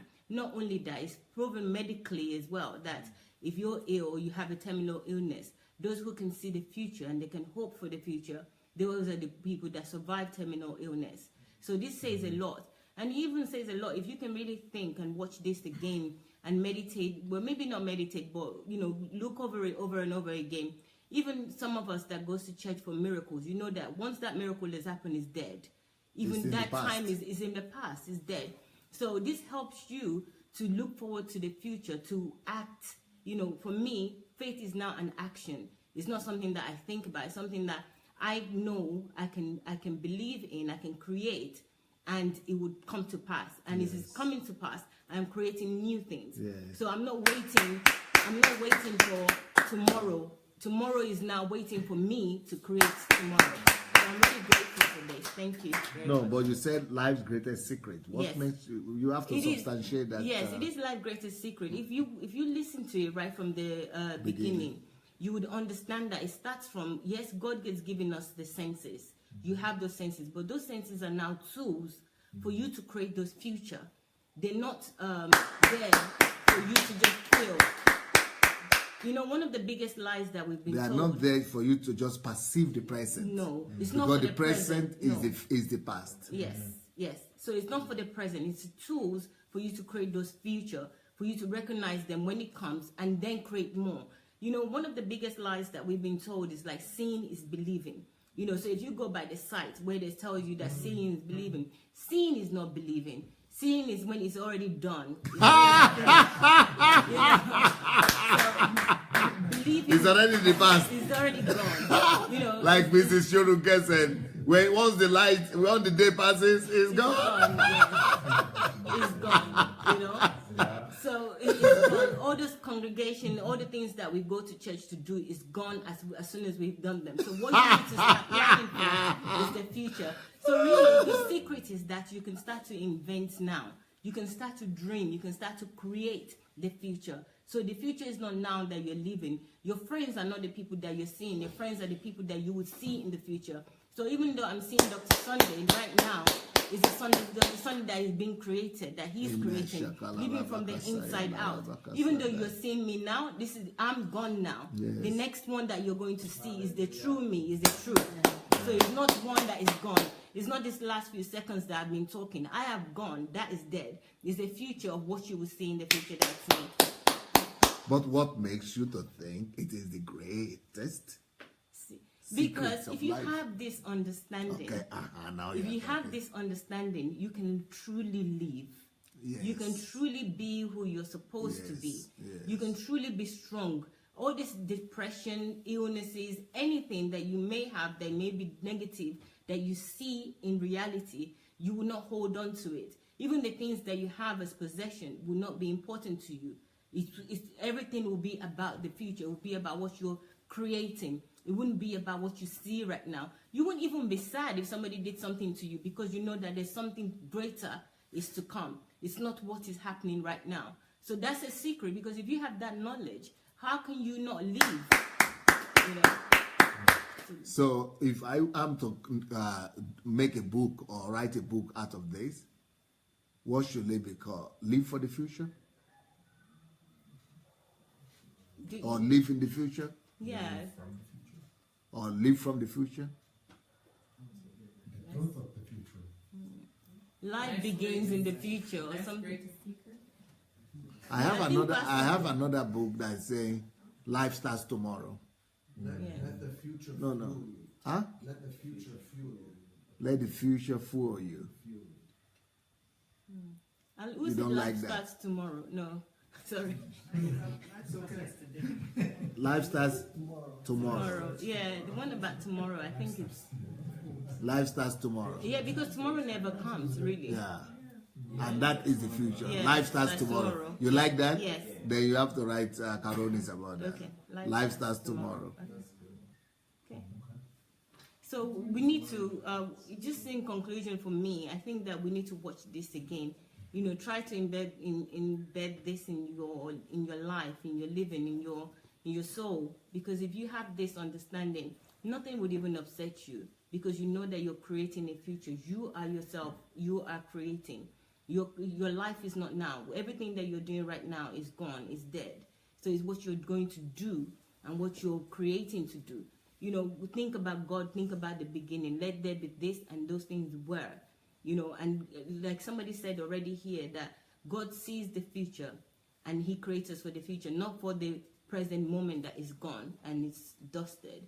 It's for the future, and that's how we ought to live as well. We ought to live 200-300 years, not even now, you know. I know Dr. Sunday always says that he's living 300 years. And but you are always saying you couldn't understand what that meant. No, I couldn't understand. Now talk to me, my girl. Yes, talk to me now. Talk to me now. Yes. Talk to me now. Yes. Huh? Yeah, well, because you said it didn't make sense. That's what you were saying before. No. 300 years, Pastor Sunday, it doesn't make sense. No. I always say that to him, and it's only today that I've just have... yeah, I never been... Yeah. My very assistant. The very present help in future. I mean, the very present help in time of... she doesn't even agree or understand what I mean by 300 years. She doesn't even believe in it. No. But now I was blind. Yes, I can see. Now I can see.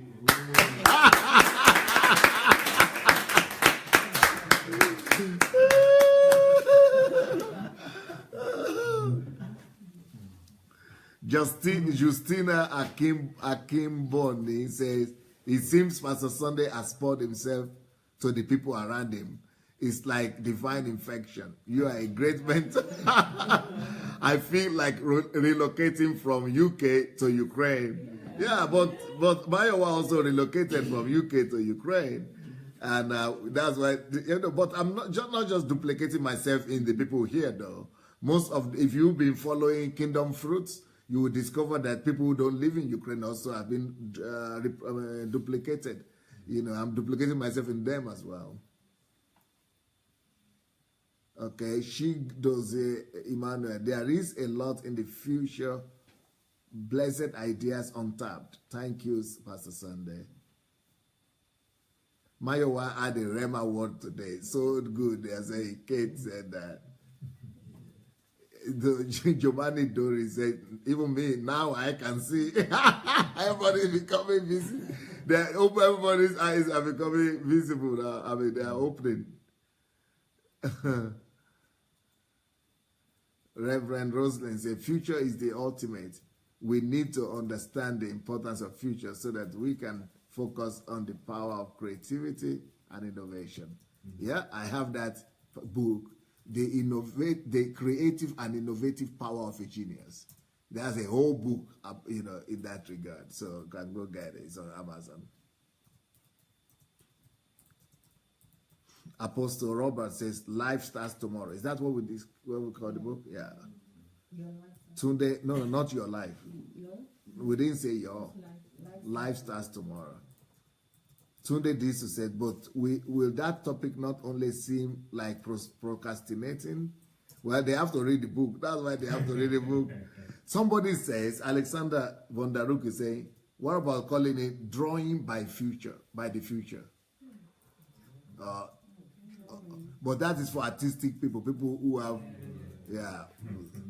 I think life starts tomorrow. Is Busa Yomi said, the future you are yet to discover. That's too long. Life starts tomorrow. Yeah, I think life starts tomorrow is excellent. Life starts tomorrow.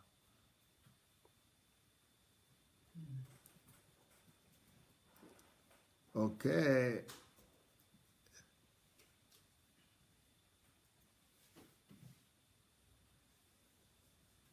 Okay, Jide Craig say, by the way, you are so right. DSA, we are now saying in a creation of 20 years ago, we are now saying is a creation. Oh, what we are now saying is a creation of 20 years ago, yeah. What you are now saying, DSA, do, that was finished maybe 20 years ago, yeah. 25 years ago, 20 years ago, 20 years ago. But what I'm doing right now, it's not for today. Apostle Robert says, we are creators made in the image and likeness of the Creator.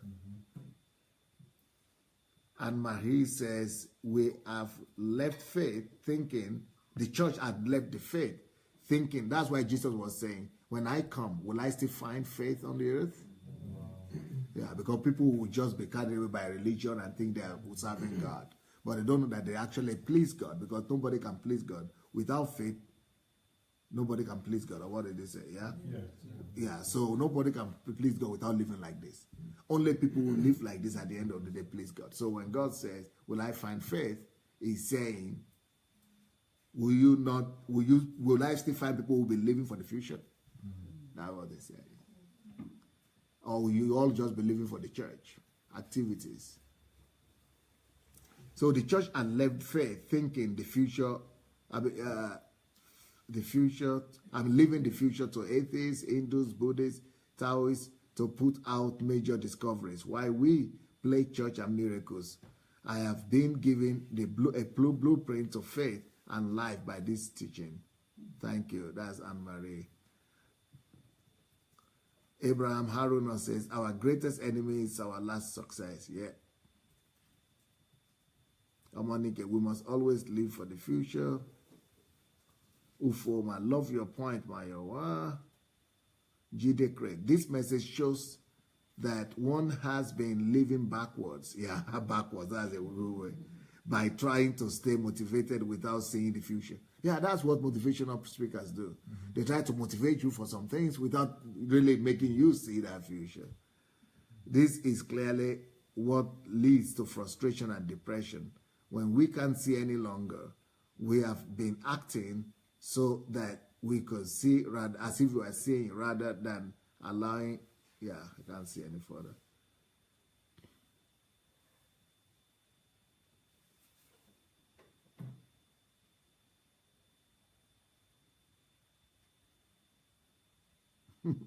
Reverend Roslyn says, I'm on fire, not just empowered, but ready to fly and take over the arena of my assignment. Beautiful. Abraham said, the innovators are those who see the future, right? Apostle Robert, my God, how much I wish having you, how I wish I'd had you at my wedding. God makes Abraham to see the future concerning his seed. Yes, we can see beyond the visible.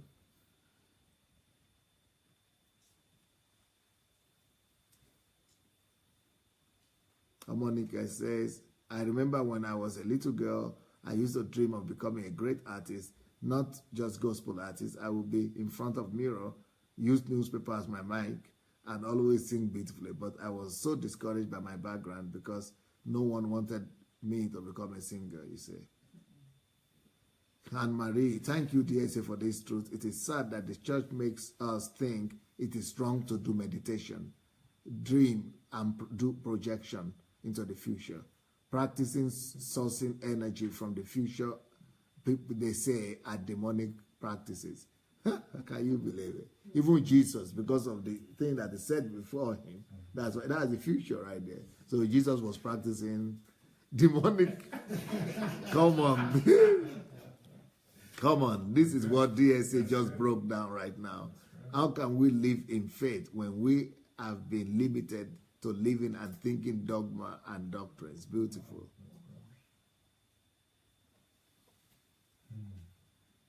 Because it talks about faith, love, faith, and hope. This is hope.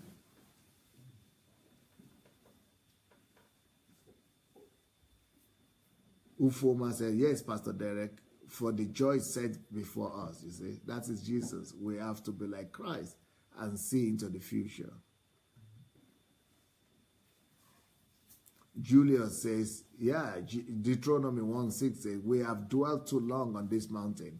Turn and take your journey. Yeah, look into the future. Don't live in the present.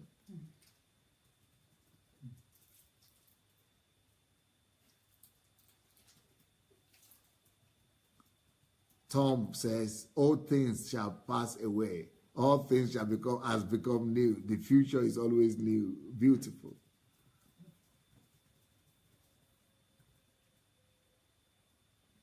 Princess Adetola says, I have started reading books to become a leader one day because readers are leaders. Beautiful. Uriyomi said, this message is an antidepressant indeed.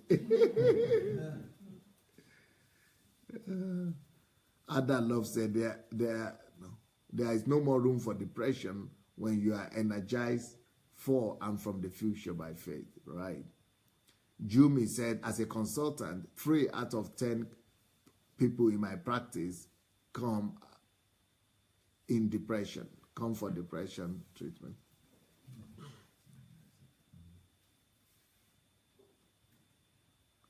Alexander Bondaruk said, the truth is that not your past nor your present will push you to win all the battles. Yes.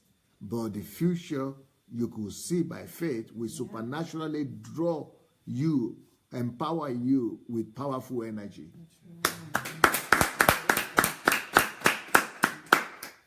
Beautifully said. That is the designer for all my books. All those books you are saying, that's the designer right there, Alex.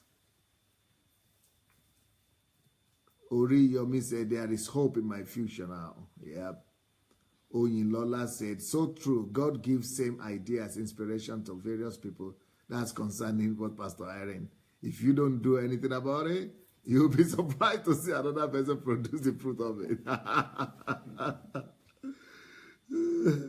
Tom says, most of the parables of Jesus actually address the future. Wow, that's interesting. Linus says, when DSA was speaking, I was thinking, why have I been living like a biomass? I have been existing and not been living by the invisible world. I have to live from now in the future. Yeah. Most people are like that. Most people are just living like in the past and in the present.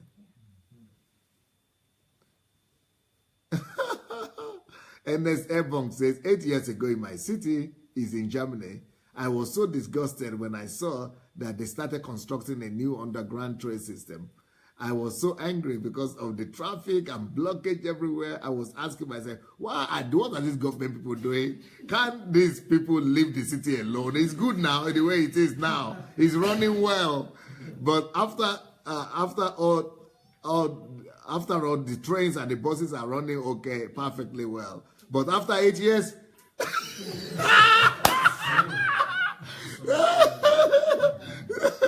now I'm thanking them for doing that. You see, if one believer live by faith, if I don't acknowledge it, all of us, we cannot avoid the kingdom laws. We all live by the kingdom rules.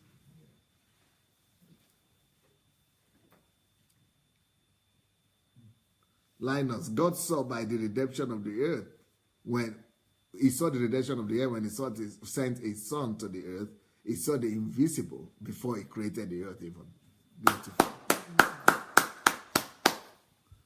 Oriyomi said, this message is a hope restorer. It has restored hope to me. Tom says, DSA is willing to go to Nigeria because it can see another Nigeria, a great future for the country. Yep. Like I said, that's like, it's not the main. That's just like the risk.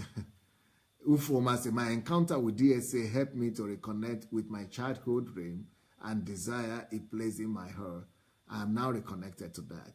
I am surprised also at how I could suddenly see into the future and see what I will be doing in the next 10, 20 years.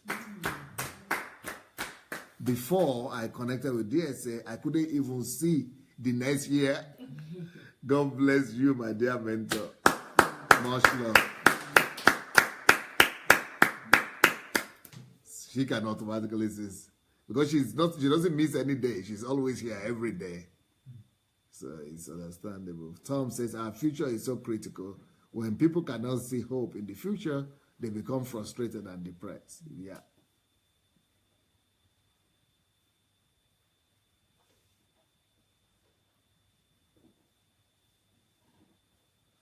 G.D. Craig said, this message is stretching us to outside the box of religion.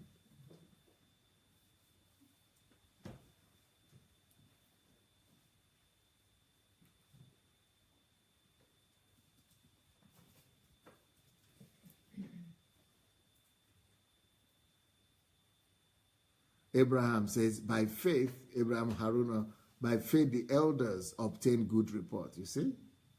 Even though they died, not saying it, but they got it. By faith, they got it. Dear said, now I see that it is that faith that made you to go against all odds, and you are still standing. Yep. Trees, keys, peas, music. Say, yep. Millions of reasons not to follow our painted dreams. Our only reason to follow and live through is our faith. Thank you, DSA. Jake says, I now understand why Jesus was always talking about the rich. Most of them were trusting in their riches. They were living in the past. That is profound. And when you are trusting your riches, you are left in the past. Tom says, okay, I got it now. Your energy comes from the future. Yeah.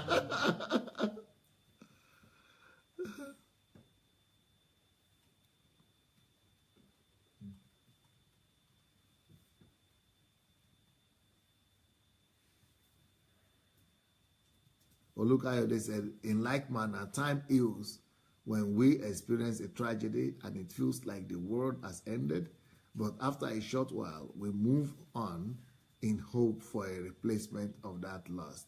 The future comes and erases the past.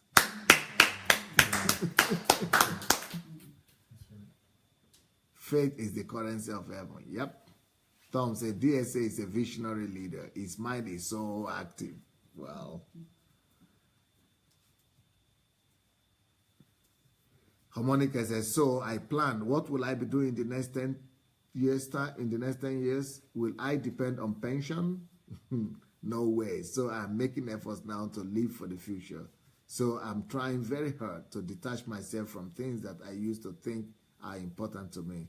That's why I now do more of my purpose, fulfill up my purpose on earth by contributing my own quota before my end comes. Linus, I haven't heard anyone in this world who is living 300 years ahead. I feel like crying that I've just started my path.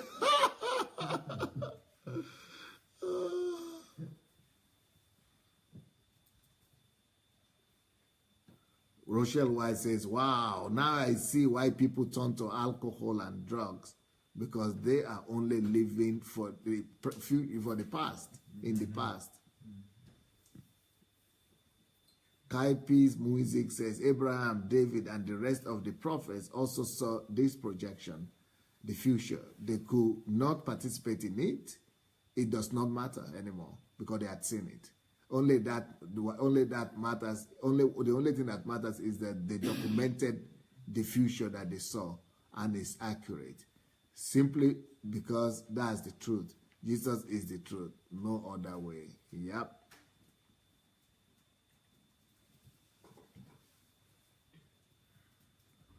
Barack's Collins says, everything comes to a standstill in your life when you live by the empirical present. Yep.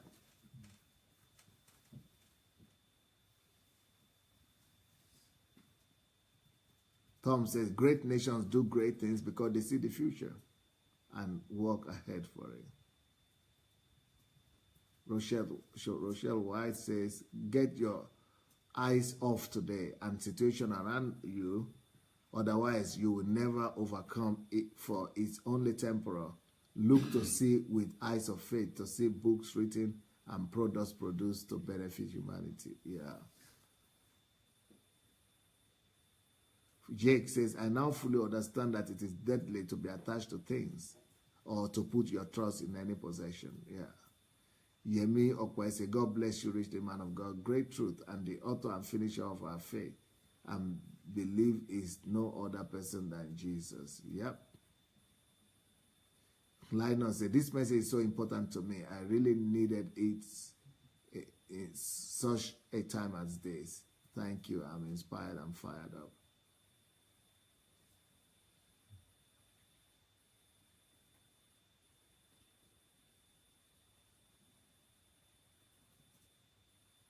Monica said, due to hearing you every day, I have decided to be planning myself ahead. Though it might not be up to 100 years yet, but at least 15 to 30 years now, I plan now. Because I am growing old every day, so I'm planning towards the future. Thanks, DSA, for the teaching. Well, you see, we are all changing. Disu Tunde Disu said, thank you, sir, for this clarity and understanding of the topic of faith. Most of the teachings on faith have been about studying the word, believe the word, confess the word, and then you will see something will happen. But this dimension of seeing and reaching into the future, in my opinion, makes walking and living by faith more tangible and attainable. Thank you, sir.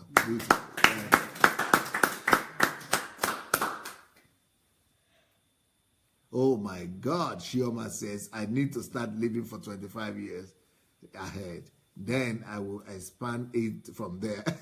That's DSA for waking us up with this teaching.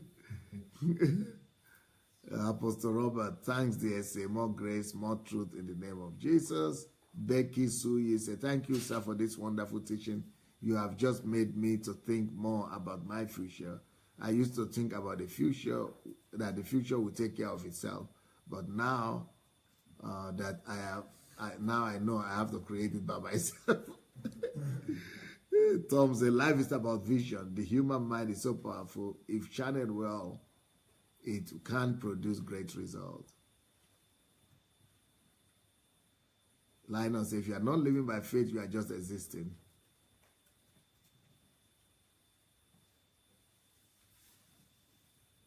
Merlin says, wow, DSA has just dissected the truth or reality and made it so easy to understand.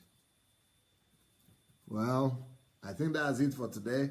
Thank you so much, everybody. I'll be back tomorrow. And the day after tomorrow, or is it tomorrow? We are starting our HMT for trainers. Tuesday. Okay. Thank you so much, everyone. Have a wonderful evening. Bye.